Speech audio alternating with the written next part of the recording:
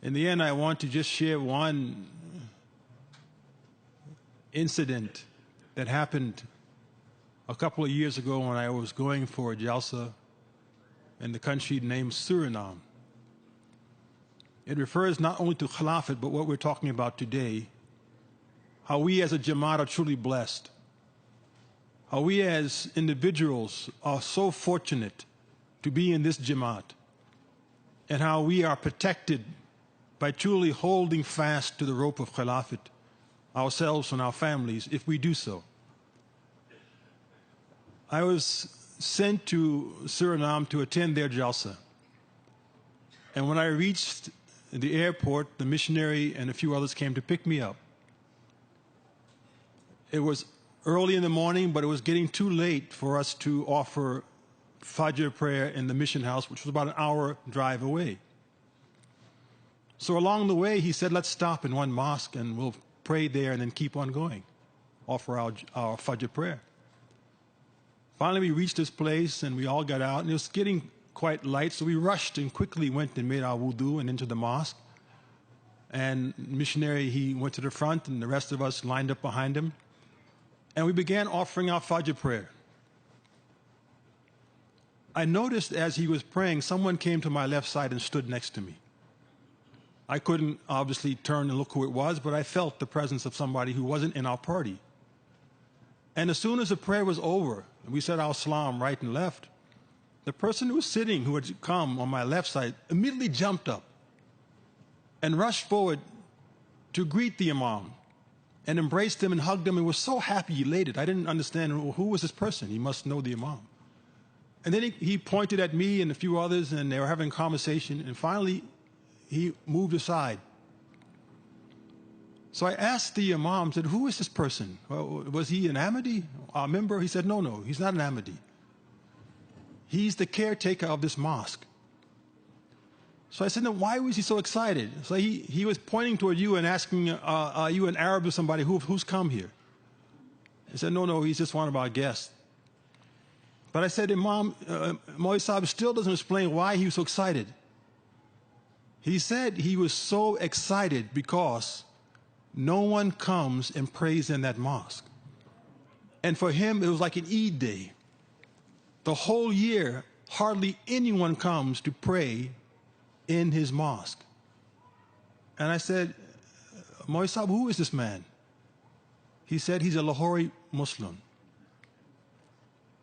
And I was completely stunned with the revelation that those who claimed that they were going to supersede Khilafat through a society that's going to take over this Jamaat, this is where they have fallen.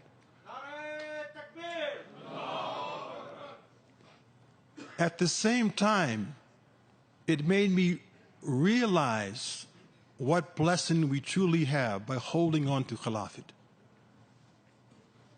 We also have the challenge of not becoming that mosque in our future. When I finally reached Suriname, I said, Maulvi Sahib, I would like to go see the center of the Lahori Ahmadi Muslim community here. Because now I'm interested, I'm curious, to what does this group look like? I've heard there's a strong center in Suriname. So when Jalsa was over, he took me there. We pulled into their gate, and the person saw him and beckoned him to come inside. And he was also quite happy to see our missionary. And again, I said, what's going on? He said, oh, he knows me very well. He's a friend. I said, okay. We got out of the car. We went inside to their place, their mosque. It's a huge building. It's a beautiful building, 2 stories. Climbed the stairs and went up to their prayer hall.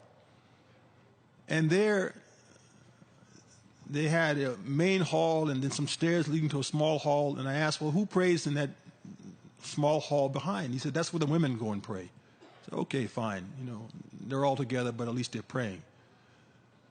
Then I asked him, when is their prayer time? Again, with my last experience, I wanted to know, okay, are they going to rush in now, or when is the prayer? He said, Azani Sahib, look on the wall. It tells you when their prayer is. I looked on the wall, and I couldn't believe what my eyes were seeing.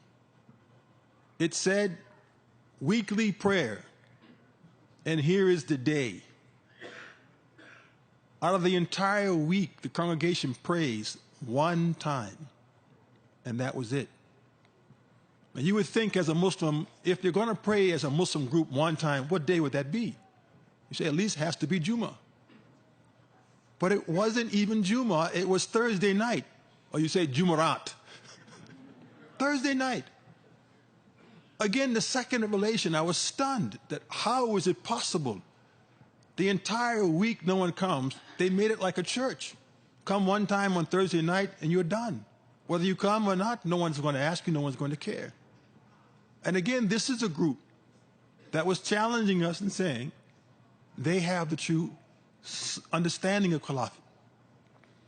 But losing Caliphate, abandoning Caliphate, I then went down and asked, who are their leaders? Where are their people? And he said, the women hardly wear parda. Their children are involved in drugs and dating and outside relations. Their imam is known in this country, in this city, as a person who sings beautiful nazms and ghazals and all these kind of things, but nothing else. And the whole community is fragmented and disconnected as a community. Brothers and sisters, that opened my eyes to realize again what blessing we have. But what challenge we have now. We're sitting here today saying, Alhamdulillah, we're Ahmadis. We're connected to Caliphate. We're sitting here thinking what we just heard. We're not going to get involved in drugs and alcohol and all those things. We're not going to live a lavish lifestyle. But didn't they think the same thing 100 or so years ago? That our children will be fine, we'll stay strong, we'll build beautiful mosques, we'll keep them full. But unless they stayed true to Caliphate, it wasn't possible for them, and it will not be possible for us. America will creep into us, our mosque will be empty, our kids will be gone, we'll be on all the same intoxicants, living a wonderful lifestyle, be known by all kinds of things but our Islam. And so, alhamdulillah, today, at this moment, let us thank Allah Almighty. Let us end this session reflecting deeply on what we heard.